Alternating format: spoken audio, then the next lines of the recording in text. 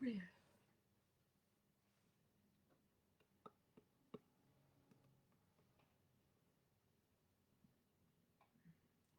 What is up?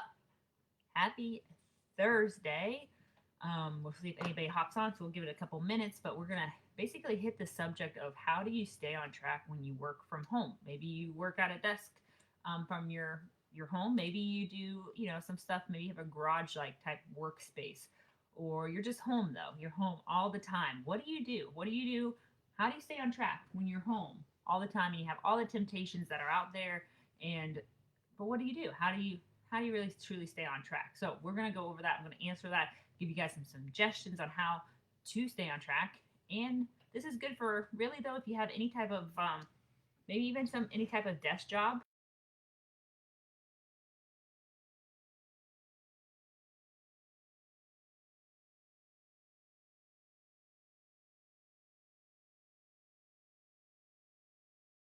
especially since else like a lot of people are working from home, and so it's really hard to stay on track when you have a lot of more temptations at your house.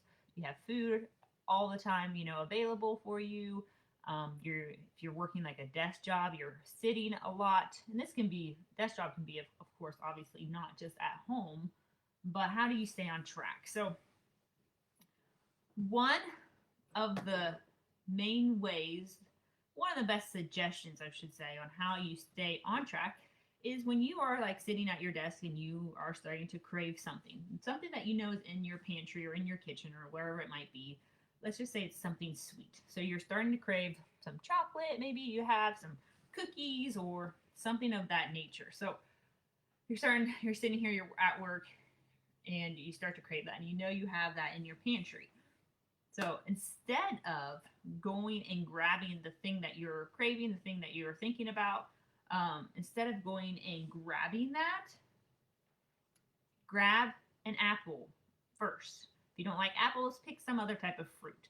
And always have those available for you at your house too. Always have those stuff at your home is number one key. Always have apples, any type of fruit at your house.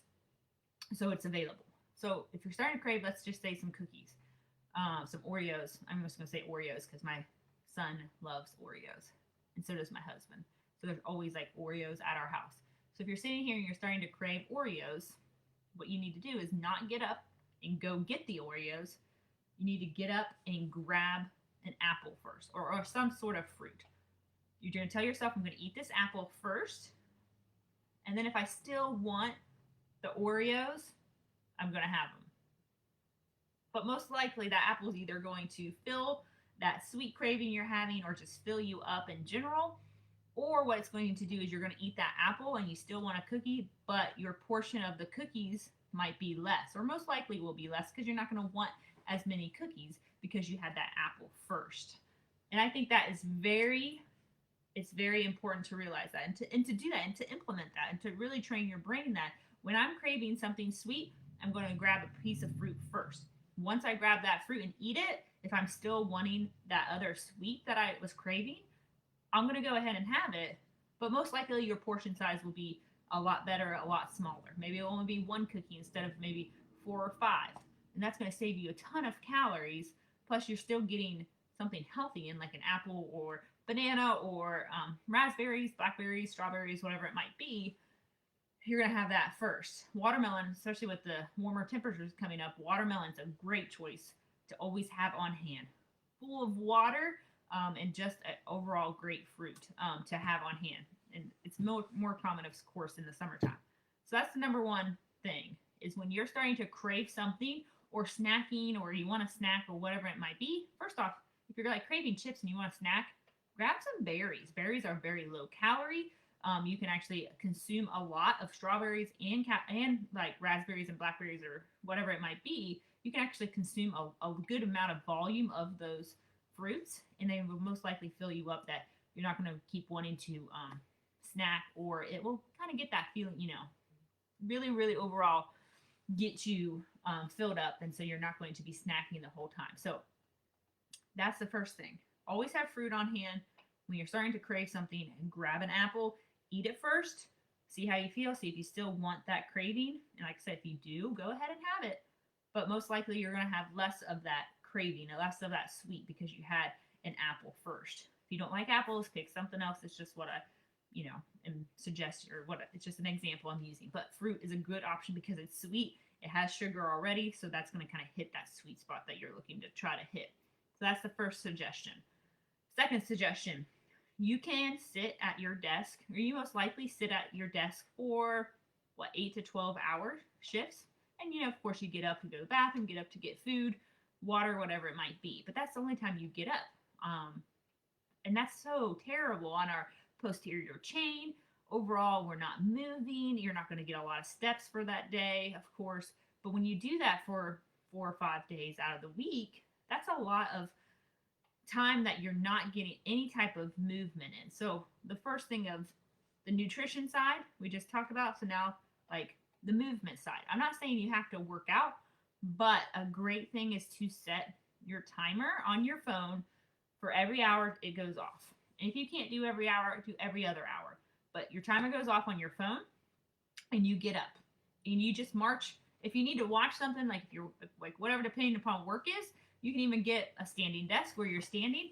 But what you're going to do is you're just going to stand up at that point. You can walk around if you're able to. If you need to stay at your computer, I just want you to march in place. Just march. Jog in place if you need to. Do that for, set another timer if you need to. Do that for 1 to 5 minutes. Even 1 minute of that every hour is so much beneficial to you than just sitting the whole time. 8 to 12 hours of just sitting at your desk, and most likely you're going to get in these positions. Maybe you're not going to have the best posture when you're constantly sitting. And so you might lean to your side like this or this side, and your body's going to take your body's going to take a huge hit. Like I said, your posterior chain, which is your hamstrings, your glutes, your lower back, even your upper back, especially if you're here typing,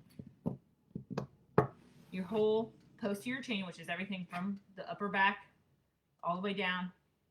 I wouldn't say your calves are really included in that because you're not really using your calves too much. But every hour, set a timer. Like I said, if you can't do every hour, do every other hour. Get up and move. Getting up to go to the bathroom, to get food, whatever it might be, is not enough movement for you to really, get anything out of it. You need to move at least every hour, every 2 hours. Get up, like I said, set another timer for 1 to 5 minutes, depending upon how much time you can give, and just create the habit of doing that. Do that every single day that you can. I know some days may be busier with some work or what it might be, but I'm asking for 1 to 5 minutes every hour. So that's either 8 minutes to 30 to 40 minutes of time moving. Think about that. In a day, you can move for 40 minutes during your workday by moving every 5 minutes, or moving for 5 minutes every hour. You can get 40 minutes of movement in a shift, an 8-hour shift. If you set a timer for every minute for 5 minutes, you get up and just move. If you need to stay by your computer, you just march in place. Get those knees up a little bit. March around if you don't want to stay in place. Walk around, whatever it might be. But getting up and doing that is going to benefit you so much. Just adding that movement in. We kind of set our expectations low, and the goal was always like 10,000 steps. And I truly believe that if you can focus on really just getting 10,000 steps in your day, somehow, some way, it's going to truly, truly benefit you. And you don't even need to throw workouts in, actual exercises. Move, walk, go to the basic stuff of walking 10,000 steps a day, moving 10,000 steps a day. Do that consistently, and I bet you're going to see some sort of results. But if you can do that during your workday, like I said, you can get 40 minutes of movement in an 8-hour workday by moving 5 minutes every hour. Every hour. You'll be amazed by how many steps, if you wear a Fitbit or a Garmin or Apple Watch or whatever it might be, you'll be amazed by how many steps you get in by just doing that. And it's going to benefit you. So the two topics, the two main things, if you're craving a sweet, or you're just craving something out of your pantry or your whatever it might be while you're working from home, you grab a piece of fruit, you eat that piece of fruit first. And if you truly want the thing you were craving, you can eat that as well, but most likely your portion size is going to be down. But if you eat that fruit and you don't really want that anymore, then obviously don't eat that thing you were craving. Number two, set your timer every hour to go off, and you get up and you move for 1 minute to 5 minutes. Set whatever time that you can. Movement, what I mean by that is just marching in place at your desk if you can, or marching around depending upon where you are, what space you have. Marching, getting those knees up a little bit, nothing crazy, nothing extravagant. It's basic movement. We got to go back to the fundamentals of life. And that's what's really going to really get us going on the right path. But you can't just do this one day out of your week. You need to do it consistently. And what consistently is always 80%. So if you work 5 days out of the week, you need to do this for at least 4 days, right? 3 days is not enough. You need to do it 4 days out of 5. Do it consistently to really create that habit. And then you're just going to automatically do it. You might not even need to set a timer anymore. You might look at the clock and be like, oh, I need to get up and move, right?